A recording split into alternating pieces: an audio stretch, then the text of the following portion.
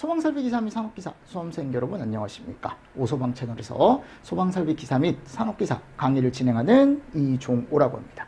자, 이번 시간에 저희 이제 복주머니 특강 또 이제 네 번째 시간 원론 한번 들어가 보도록 하겠습니다. 이제 업로드를 좀 꾸준히 할 거예요. 네, 지난주 같은 경우는 제가 뭐 개인적인 사정이 좀 있어서 업로드를 몇 개 하고 말았는데 이제부터는 조금 이제 하루에 꼭 몇 개라도 업로드를 계속 할 거니까 여러분들 그렇게 알고 계시고 보고 계신 거 그냥 쭉 이제 보실 수 있게 제가 강의를 또 해드리겠습니다. 자, 먼저 연기와 가시거리 이제 할 거예요. 그죠? 우리 앞에서 가스 했고요. 그죠? 연소가스에 대한 거 했고요. 자, 이제 생성물 중에 연기라는 걸 볼 건데, 자, 연기는 입자 크기가 이 정도 된답니다. 이걸 암기하실 필요는 없습니다. 이게 그냥 작다라는 것만 아시면 돼요. 0.01에서 한 10마이크로메타 정도 되는구나. 아, 그냥 작네? 작네? 라는 정도로 체크를 해주시면 될 것 같고요. 자, 요건 암기해야죠. 이동속도는.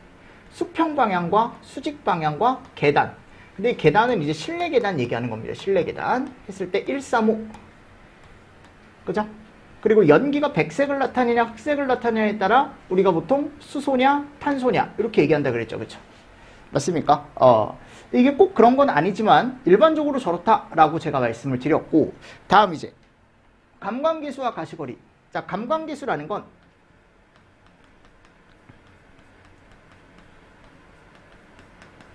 빛이 줄어드는 수치를 얘기한다라고 했습니다. 그래서 얘가 커지면 커질수록 빛이 많이 줄어드는 거고, 빛이 줄어든다는 건 내가 어떻게 되는 거예요? 앞을 볼 수 있는 가시거리가 줄어든다라는 거죠. 그래서 점점 줄어드는 거 보실 겁니다. 맞습니까? 그래서 감광계수가 1, 3, 5, 1, 13, 1, 3, 5, 1, 13 이렇게 간다라고 했고요. 그죠? 그리고 가시거리 같이 2, 3, 1, 2, 3 거꾸로 해주시고 1, 1, 10, 2, 5, 10 그죠? 30 따로 없고요. 가시거리 땐 볼 수 있는 게 없는 거예요. 이때는 너무 광이 없기 때문에. 자, 그리고 1, 2, 3일 때는 제가 초기, 연기, 미숙, 그래서 초연한 미숙, 그죠? 그리고 숙지, 맞습니까? 그리고 어둠, 앞이 안 보인다, 유도등이 보이지 않는다, 맞습니까? 출하실, 이 출하실이라는 건 이제 바깥쪽으로 화염이 계속 나오는 그런 상태를 얘기하죠. 그러니까 어떻게 보면 지금 불이 엄청 크게 난 걸 얘기합니다. 이 표도 암기를 해 주셔야 됩니다. 자, 그리고 나서 이제 굴뚝효과입니다. 굴뚝효과. 자, 얘는 건축물 외부의 온도차에 의한 압력차로 수직 방향의 공기 유동 현상, 항상 위로 올라가는 거. 그래서 수직 공간을 타고 내외부 온도차, 그죠? 내부와 외부의 온도차에 의해 연기가 위쪽으로 쭉쭉쭉쭉 올라가는 현상을 얘기한다라고 제가 말씀을 드렸었죠. 맞죠? 자, 그리고 영향을 주는 인자라는 게 있습니다. 뭐 높이 당연히 영향을 줄 거고요. 뭐 기밀도, 온도차, 공기 누설 이런 것들 한번 읽어보십시오. 읽어보시고 그럼 이게 왜 위험하냐라는 거예요. 내 말은. 그러니까 이게 내외부 온도차에 의해 수직 공간이라는 걸 통해서 연기가 전층으로 퍼질 수 있다 그랬죠. 한 층에서만 피해를 보는 게 아니고 건물 전체가 피해를 볼 수 있기 때문에 위험한 거다라고 제가 말씀을 드렸습니다. 그죠?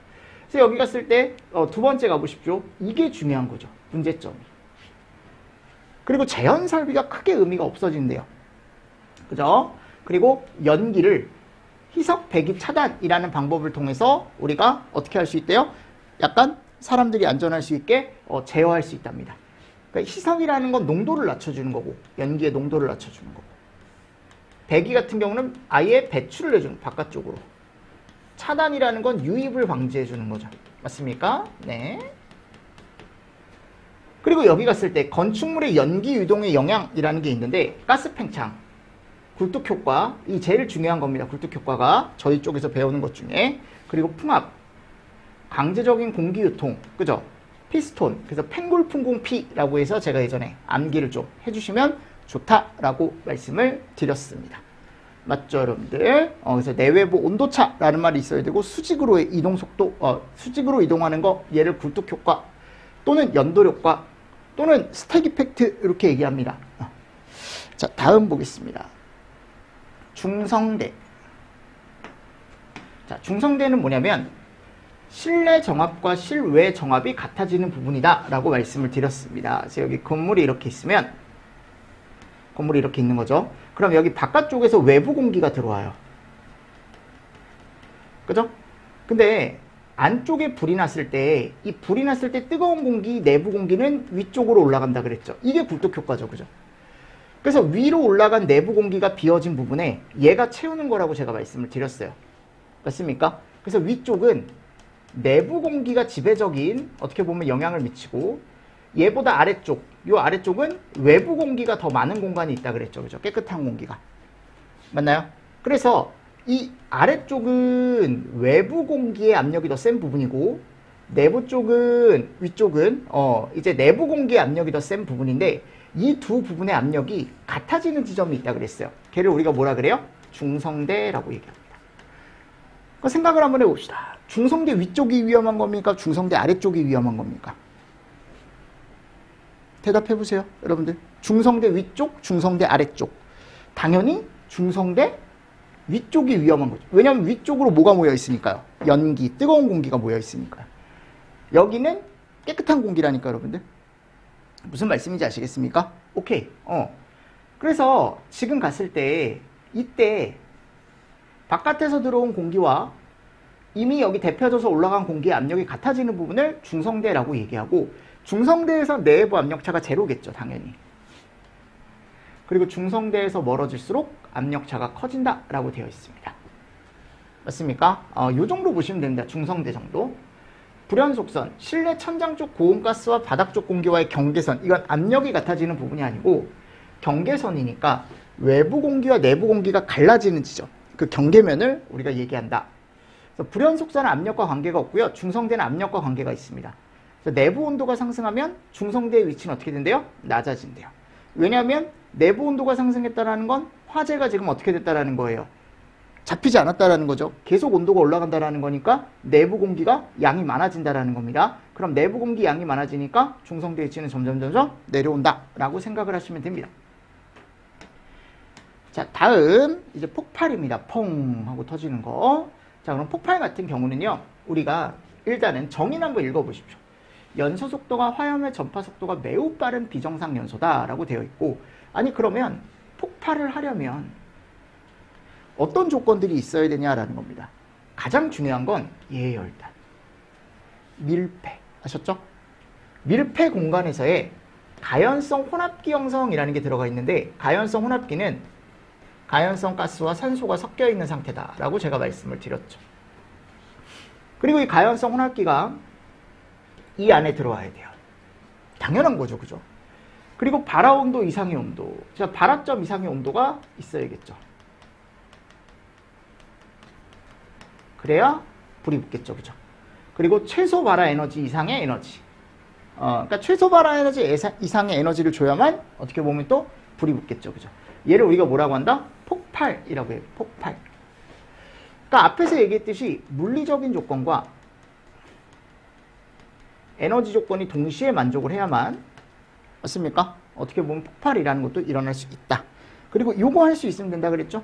통상적으로 우리가 응상폭발을 물리적 폭발로 보고요, 기상폭발을 그냥 화학적 폭발로 보시면 된다라고 말씀드렸습니다. 그래서 같이 그냥 보시면 되는데, 시험 문제 어렵게 안 나와요. 그냥 응상폭발, 물리적 폭발, 또는 이제 기상폭발, 화학적 폭발 두 가지 분류하는 거 나온다 그랬죠. 그래서 그 분류하시면 됩니다. 어떤 증기에 대한 폭발, 증기, 이런 것들 다 응상폭발이라 그랬어요. 또는 물리적 폭발이라고 얘기를 했죠. 알루미늄이라던가 고산간 전이, 과열업체 증기폭발, 그죠? 요게 이제 우리가 이름을 블랩이라고 한다. 요 블랩은 따로 봐야죠. 화학적 폭발 같은 경우는 가스, 분해, 분무, 분진, 증기운 이런 게 있는데, 분진 폭발 따로 보셔야죠. 그래서 요거 이제 섞여 있을 때 여러분들이 확실하게 구분만 하실 수 있으면 돼요. 응상이 물리적이고 기상이 화학적이에요, 하셨죠? 무슨 말씀인지 아시겠죠? 왜냐면 물리적 폭발에 응상이 속하고 화학적 폭발에 기상이 속하거든요. 됐나요? 자, 얘네 둘을 일단은 우리가 이렇게 분류를 하는 기준이 있는데, 뭐 기본적으로 이렇게 이제 상태로 분류를 할 수도 있고요. 고체, 액체, 기체. 또 이제 어떻게 분류를 할 수 있냐면, 얘는 얘가 없다 그랬죠. 그죠? 얘는요, 화염이 있습니다. 맞나요? 그래서 암기법 뭐 제가 넣어놨으니까 증기자 들어가면 무조건 응상이에요, 여러분들. 증기자 들어가면. 그리고 알루미늄, 그죠? 그리고 고산간 전이, 그리고 여기 증기, 그죠? 이런 것들. 그리고 가증, 해무진, 가, 그죠? 증, 뭐, 해, 무, 진, 요런 애들. 요런 애들이 다 이제 뭐다? 기상폭발이다라고 제가 넣어 놓은 거예요. 맞죠? 여러분들 그럼 하나씩, 우리 하나씩 따로 볼 거 한번 볼게요. 뭐를 볼 거냐면, 분진폭발부터 보겠습니다. 분진폭발 뭐 많이 나오진 않지만, 그래도 그나마 기상폭발, 화학적 폭발 중에 따로 볼 것 중에 하나인데, 여기 갔을 때 이제 분진폭발이라는 건 이렇게 가연성 분진. 당연히 가연성이겠죠. 얘가 무조건 뭐 해 있어야 되냐면 얘 해 있어야 돼요. 부유. 아셨죠? 그래서 부유 상태인 가연성 분진에 점화원이 가해져 공기와 혼합이 발화되는 폭발을 얘기한다 라고 되어 있고요. 자, 조건에 가보면 폭발 범위내 분진론도 조성이 되어 있어야 되고, 최소 발화 에너지 이상의 에너지를 줘야 되고, 난류 중에 교반과 유동이라는 게 있어야 된대요.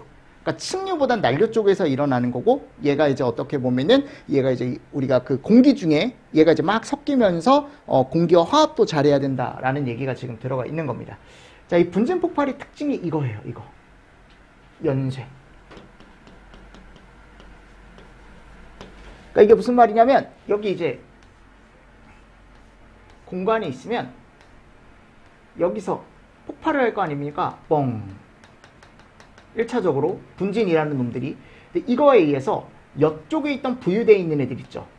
얘네들이 왜냐면 가느다란 고체다 보니까 옆에 있는 애들이 영향을 받아서 펑, 펑, 펑, 펑 이렇게 연쇄 폭발을 일으킬 수 있다라는 게 또 들어가 있습니다. 아셨죠? 자, 근데 얘네들은 아무리 많아도 절대 뭐를 일으키지 않는데요? 분진 폭발을 일으키지 않는답니다. 뭐 석회석. 제가 석회 잘 보시라고 그랬죠? 생석회, 소석회. 맞습니까? 뭐 산화 알루미늄, 시멘트 이런 거 잘 시멘트, 유리, 대리석 이런 것들은 아무리 이렇게 분진 상태로 있다고 하더라도 절대 뭐를 일으키지 않는다? 분진 폭발을 일으키지 않는다 라고 들어가 있습니다. 됐죠? 자, 그래서 이 분진 폭발이 아까 기상 폭발, 화학적 폭발의 종류 중에 하나였고요. 다음 이제 블레비입니다. 블레비. 자, 블레비는 우리가 이름을 이렇게 얘기합니다. 이 그나마 좀 시험 문제 많이 나왔죠. 얘가 이제 뭐냐면, 얘가 우리가 이 탱크가 이렇게 있다 그랬어. 탱크 맞습니까? 그럼 얘가 안쪽에 액화가스가 들어있어요. 맞습니까? 그럼 바깥쪽에서 이렇게 불이 붙는다 그랬죠. 그죠? 그러면 불이 붙으면 이 가스탱크의 온도가 어떻게 될까요? 올라가겠죠. 올라가면 얘가 이제 결국은 나중에 온도나 압력이 계속 올라가다가 일부분 하나가 찢어진다 그랬어요. 일부분 하나가 찢어져요. 맞습니까? 그럼 이 안에 액화되어 있던 가스가 순식간에 다 뭘로 변하냐면 기체로 변하려고 그래요. 기체. 왜냐면 얘를 잡아두고 있던 고압이 지금 이게 깨짐으로 인해서 고압이 깨지는 거예요. 그럼 얘가 원래 기체였던 애인데 내가 억지로 액체로 만들어 놓은 거란 말이에요. 그럼 얘가 순식간에 기체가 되려고 합니다. 맞습니까? 순식간에 기화를 해요. 순식간에 기화를 하면서 그 데미지에 의해서 나중에 가면 이게 결국은 터지게 돼 있습니다. 그러니까 결국 탱크 폭발 현상이에요. 탱크 폭발. 그래서 여기 나와 있죠. 저장 탱크가 과열되어 액체가 급격히 증발하고 설계 압력을 초과하면 탱크가 폭발한다 라고 되어 있습니다. 맞습니까? 근데 얘는 물리적 폭발이에요. 물리적 폭발. 뻥 하고 터졌을 때 얘가 날아가는 거죠. 근데 그 이후에 당연히 여러분들 이 탱크 자체가 터지는 건 물리적 폭발인데, 불이 있기 때문에 이거에 의해서 불이 붙을 수 있겠죠. 그죠? 이렇게 화학적 폭발로 이어질 수는 있다 그랬어요. 이렇게 우리가 이렇게 얘기한다. 그리고 블레비 규모는 안에 있는 기화량과 탱크 내부 위험물량에도 차이가 있다. 당연하죠, 여러분들. 그래서 기화가 잘 되는 기체일수록, 그죠? 탱크 내부 위험물량이 많을수록 훨씬 더 크게 어떻게 보면 데미지를 주게 될 겁니다. 그리고 블레비 메커니즘이라는 게 나와 있는데, 이것도 액연 액취, 액온 상승. 얘는 요 온도가 올라간다는, 액화가스 온도가 올라가다가 얘는 재료가 파괴가 된다는 겁니다. 아까 제가 찢어진다 그랬죠. 여기 한 부분이 이렇게 찢어진다 그랬죠. 그죠? 그러면서 얘가 급격한 기화, 급격하게 기화하면서 막 쳐요. 액격. 그리고 나서 그 데미지가 누적이 돼서 취성 파괴. 이 취성 파괴라는 게 탱크가 파괴가 된 걸 얘기합니다. 취성 파괴는 탱크 파괴를 얘기해요. 탱크 파괴. 이렇게 얘기하기도 한답니다. 그럼 얘를 방지하려면 감압, 경사, 그죠? 뭐 이런 것들. 근데 가장 대표적인 게 이거죠. 이런 거. 감압. 맞습니까? 또는 입열 억제. 이런 거. 뭐 내압 강도 유지. 이런 것도 괜찮고요. 자, 다음 이제 증기훈 폭발입니다. 증기훈 폭발은 아까 화학적 폭발 중에 하나였는데 다량의 가연성 가스가 대기 중에서 유출되어 공기와 혼합 후 폭발하는 형태다. 그래서 내가 예를 들어 아까 액화가스가 이렇게 있다 그랬잖아요. 액화탱크. 자, 얘가 터지는 현상이 뭐라 그랬어요? 블랙이라고 제가 말씀드렸죠. 그죠? 근데 아까 얘기했죠. 여기 균열이 생기면 여기서 급격하게 기화가 된다고. 그럼 이 기화된 건 바깥쪽에서 이렇게 모여 있을 거예요. 모여 있겠죠? 그래서 얘 가연성 혼합기를 형성을 하고 있는 거죠. 가연성 혼합기를 형성하다가 여기에 이제 불이 붙는 거에 의해서 요 대기 중에서 불이 붙는 거 또는 폭발을 일으키는 거. 얘를 우리가 뭐라고 하냐면 증기훈 폭발이라고 얘기합니다. 그러니까 다른 원인에 의해서도 가스가 샜을 때 이 가스가 대기 중에서 폭발을 일으키는 거. 얘를 우리가 뭐라고 하냐면 증기훈 폭발이라고 얘기합니다. UVC, VC라고 얘기하기도 하고요. 요 C자가 구름, 클라우드. 얘가 이제 구름 모양으로 모여 있다가 터지는 거죠.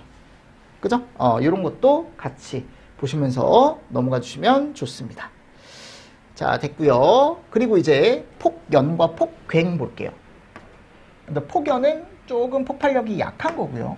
폭괭은 조금 폭발력이 큰 거다라고 생각하시면 됩니다. 그래서 정의에 가보면 가장 일반적이다. 폭괭은 전파속도 가속으로 증가하는 폭발 현상이다. 얘는 일반적인 거고 얘는 특이한 거거든요. 그래서 얘가 훨씬 세요. 왜 세냐면 이것 때문에 우리가 폭연, 폭괭을 구분하는 하나의 척도가 뭐냐면 얘요. 전파속도. 자, 얘는 화염 전파속도가 음속보다 느리대요. 즉 이게 무슨 말이냐면 소리의 속도보다 느리게 어떻게 보면 화염이 나한테 온다라는 거거든요. 즉 펑 하고 터지잖아요. 그럼 소리가 들릴 거 아니에요, 여러분들. 맞습니까? 그럼 소리가 들린 다음에 난 빨리 도망을 가면 돼요. 왜냐면 그 이후에 화염이 올 거거든요. 얘는 어때요? 음속보다 빠르다 그랬죠. 그러니까 무슨 말이냐면 펑 소리가 났잖아요. 그 이미 끝난 거예요, 여러분들. 저 위에 가 있는 거예요, 이제.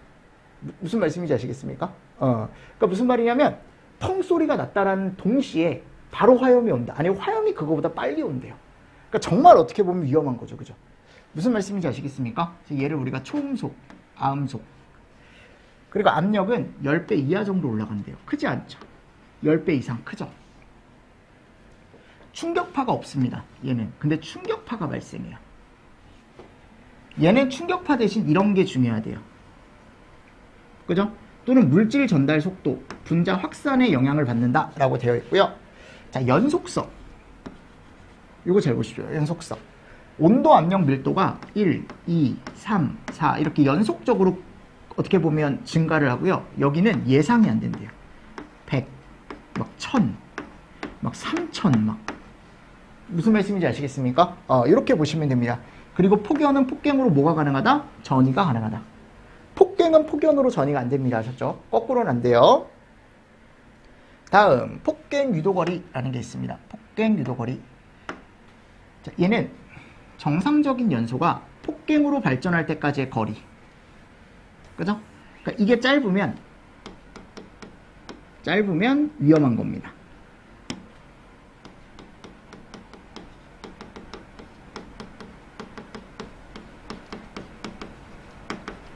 무슨 말씀인지 아시겠습니까? 그래서 짧아지는 조건에 연소 속도가 큰, 압력이 높은, 그죠? 이물질이 있을, 그죠? 관지름이 작을수록 들어가 있고 점화원의 에너지가 클수록 들어가 있습니다. 이런 것도 하나씩 체크를 좀 잘 해주시면서 넘어가 주시면 좋습니다. 자, 다음 이제 방폭, 폭발 방지 구조. 자, 여기서는 포인트 잘 따서 두시면 된다 그랬죠? 내압 방폭이라는 건, 그죠? 용기 자체가 견디는 거다. 용기를 튼튼하게 만드는 거예요. 폭발을 방지하는데. 자, 유입 방지 구조는 기름 속에 잠기게 하는 거다라고 제가 말씀을 드렸죠. 폭발이 될 만한 것들을 기름 안에 넣어놓는다. 유입. 압력방폭 구조는 가스를 넣어놓는 거죠. 불활성 가스를 압입한다. 그래서 바깥쪽으로 이제 새어나가지 않게 폭발력이 이런 것들 포인트 잘 따서 알고 계시고요. 자, 다음에 갔을 때 이제 뭐가 나오냐면 안전증 방폭 구조라는 게 나와요. 안전증은 여기 갔을 때 그래서 얘를 우리가 보통 뭐라고 얘기하냐면 정상시에 폭발 방지를 할 수 있다.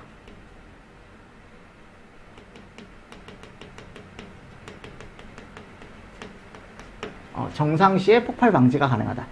자, 얘는 사고시에도 폭발 반응이 강제하다. 정상시와 사고시에 다 폭발 방지가 가능하다라고 얘기를 합니다. 그리고 위험장소 구분은 이렇게 제로부터 쫀 2까지 이렇게 구분을 하더라라고 나와 있는데 한번 읽어보시고 넘어가 주시면 됩니다. 됐습니까? 자, 그래서 여기까지가 우리가 연소와 이제 폭발에 대해서 제가 좀 설명을 드렸고요. 조금 쉬었다가 여기 파트 2 이제 화제로 한번 또 들어가 보도록 하겠습니다. 아셨죠? 자, 이번 시간도 여러분들 수고 많으셨습니다. 수고하셨습니다.